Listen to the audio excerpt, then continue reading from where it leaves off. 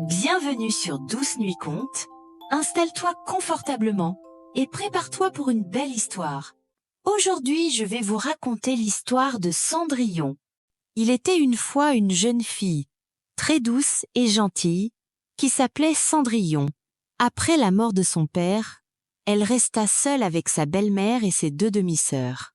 Elles étaient jalouses de sa beauté et de sa gentillesse, et la traitaient comme une servante. Chaque jour, elle l'obligeait à balayer, laver le sol, allumer le feu et porter de lourds seaux d'eau. Elle s'asseyait près de la cheminée pour se réchauffer, si bien que ses vêtements étaient toujours couverts de cendres, d'où son surnom de Cendrillon. La belle-mère était dure et méprisante. Elle lui refusait tout confort.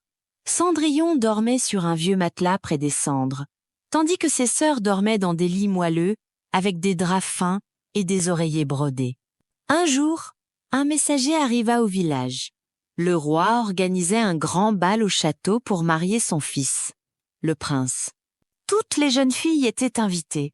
En entendant la nouvelle, les deux sœurs de Cendrillon poussèrent des cris de joie.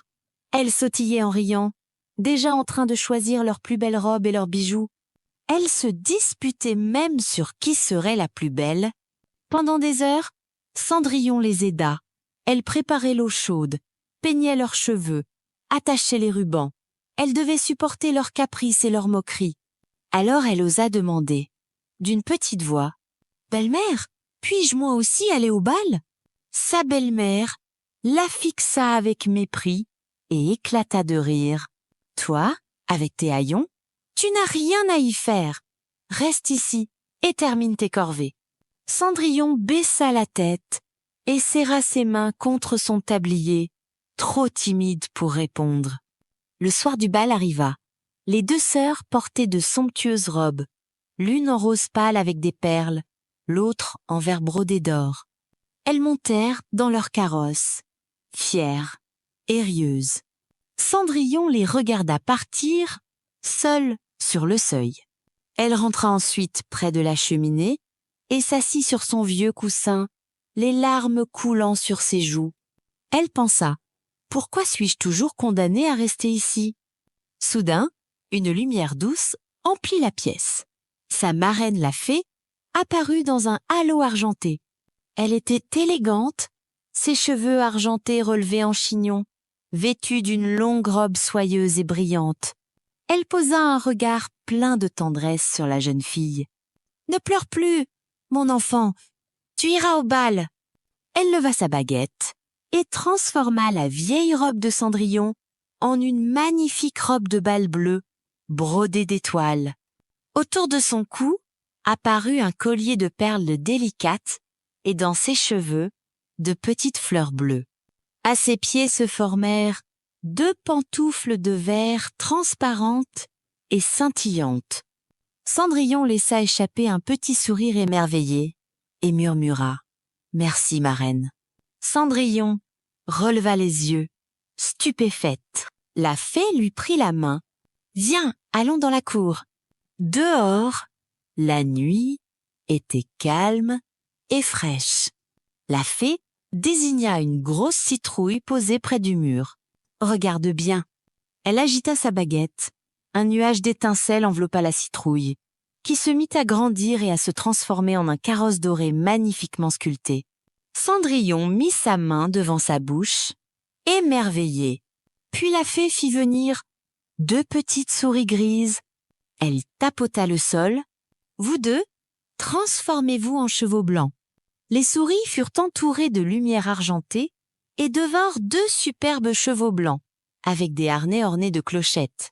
Un gros rat fut changé en un élégant cocher, portant un uniforme bleu impeccable. Quand tout fut prêt, la fée posa sa main sur son épaule. « Va au bal, mon enfant, mais souviens-toi, tu dois rentrer avant minuit. » Cendrillon hocha la tête, le cœur battant. Elle monta dans le carrosse. Le cocher fit claquer les rênes et ils partirent vers le château sous la lumière des étoiles. En arrivant, elle vit un grand escalier recouvert d'un tapis rouge. Des torches illuminaient les marches et des pots de fleurs débordant de roses et de lis ornaient l'entrée. Cendrillon descendit du carrosse, releva sa robe et gravit les marches lentement, le cœur plein d'émotion. Dans la grande salle de bal, des lustres d'or illuminaient la foule. Les invités discutaient, riaient, et la musique emplissait l'air. Quand Cendrillon entra, un silence se fit. Le prince la vit et s'avança vers elle, les yeux brillants. Il lui tendit la main. « M'accordez-vous cette danse ?» Elle rougit légèrement et accepta. Ils dansèrent ensemble au milieu des invités ébahis. Le temps sembla s'arrêter pour eux. Mais soudain, l'horloge sonna. Don, don. Cendrillon tourna la tête, le cœur affolé. Les 12 coups de minuit. Elle retira sa main de celle du prince. « Je suis désolée. » Elle s'enfuit en courant, la robe bleue ondulant derrière elle. Elle dévala le grand escalier de marbre. Dans sa précipitation, une pantoufle de verre glissa de son pied et resta sur les marches.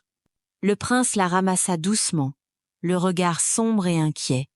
Le lendemain, il partit à sa recherche avec son fidèle serviteur. Ils allaient de maison en maison, demandant à chaque jeune fille d'essayer la pantoufle. Beaucoup essayèrent en se tordant le pied, mais aucune ne pouvait l'enfiler.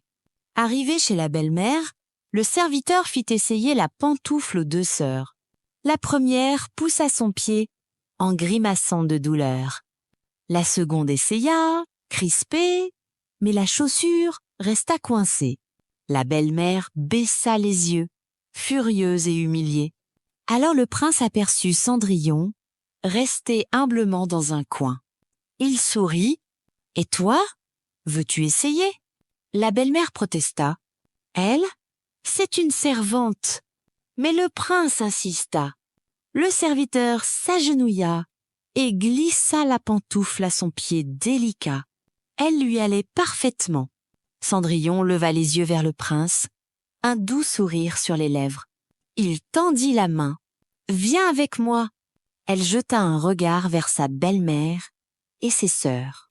Elles étaient figées, pleines de honte et de regret.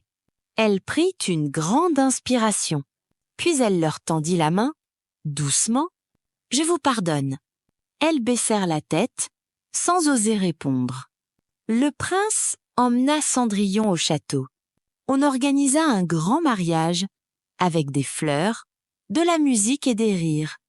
Et ils vécurent heureux très longtemps. Bonne nuit les petits. Faites de beaux rêves